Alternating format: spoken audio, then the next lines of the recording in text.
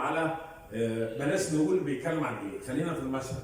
هذا المشهد مكتوب عليه في اليوتيوب من اعظم مشاهد السينما المصريه. كل اللي اتفرج على هذا المشهد قال ليه؟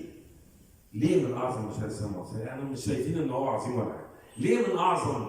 لان يوسف شاهين هذا المخرج العالمي ما استعرضش عضلاته في اخراج هذا المشهد، لانه الكلام مهم جدا، الكاستنج اللي هو عامله ومختار الناس مهمين جدا.